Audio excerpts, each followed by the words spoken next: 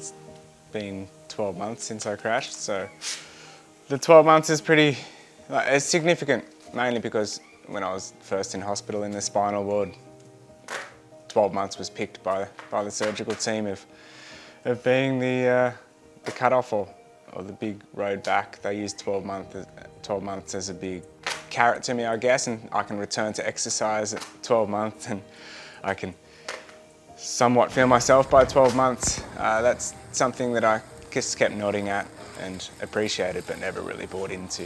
I started almost day one. I was able to walk day 6.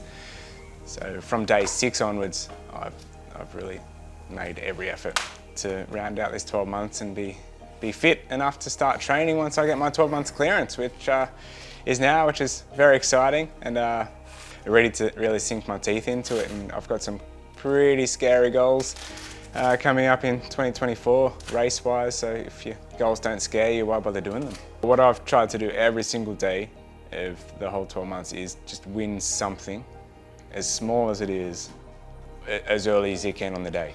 So at the very beginning, I legit was just trying to get out of bed, like physically, just trying to get out of bed and walk to the letterbox. So my first physical activity was walking from my front door to my letterbox, and that was a goal ticked. So I won that. I slept the rest of the day, and a lot of this I don't recall and I don't remember, but I logged it all.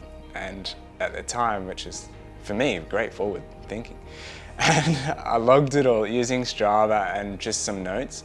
So I can look back now and I've got everything recorded, every step that I took. One really small thing was I just really was determined to brush my teeth with my right hand, and it took me months and months, but once I did that, I won that morning.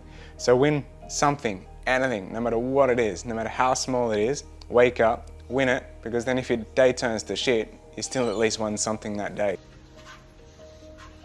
Would have done the 365 days, consecutive days of exercise since I was able to take the first step. Haven't missed a day, and I've had some challenging days in there that I've just had to neck up and get through, and just tick the bare minimum of that 30 minutes off. And then other days I just go and overdo it and feel it the next day. But pain management wise, just try to stay within my limits as hard as that is. Now I can go and ride my bike for a few hours, which is very, very cool. Even 6 weeks ago, just knowing that I just couldn't go and ride my bike for 2 hours was starting to crack me, but I just had to accept that it was an hour and a half. It was just a 90-minute ride that I could do. Now I can do a few hours. The challenging day was when I was getting too far ahead of myself in my head. I should be able to ride 4 hours. I should be able to do X amount of watts for X amount of time. Right? It's not realistic. If I hadn't crashed, I would be training differently. I've got some pretty cool ideas and a good training plan that I've already set out.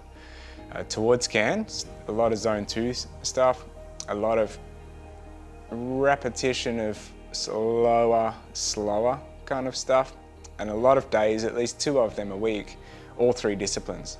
So a swim, bike, run across the whole day, but make one of them a key session and the other 2 just a lower zone 2 or a technique session. So a lot of the days I'll be doing all 3 disciplines on one day. No hero days. Be able to train the next day as well as you did that the day beforehand. Seems to be the go, and I react really well to that.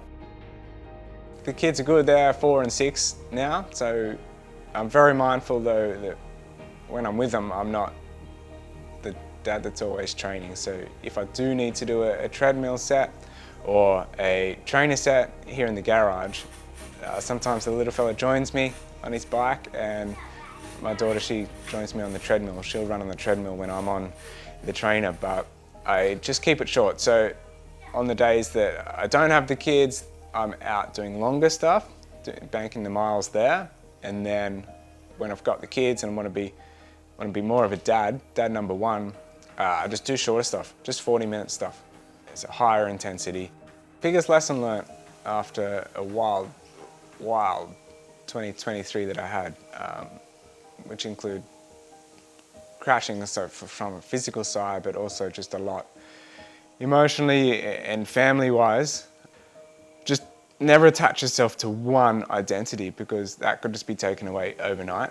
I've tried to live like that forever, but this year has really, really confirmed that, because I've had some things that have been taken away from me, and I can instantly just detach that and just still be myself and still be happy with myself, because I was a huge red flag at the beginning with a traumatic brain injury and chronic exerciser, let's call it, and addicted to endurance exercise and sports.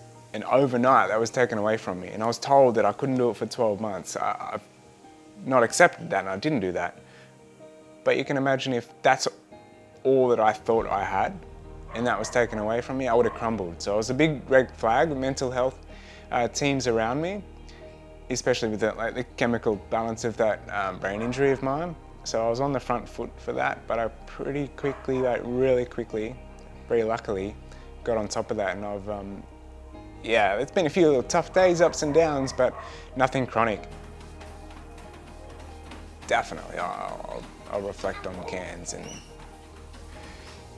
yeah, I'll be emotional for sure, but also I'll just be able to put it in a compartment of the next goal, but I'll make sure I afford myself a little bit of time to, yeah, make sure I give myself a pat on the back to see what I've done. I'll be emotional at some stage, but I'm guessing, knowing me, it'll be before.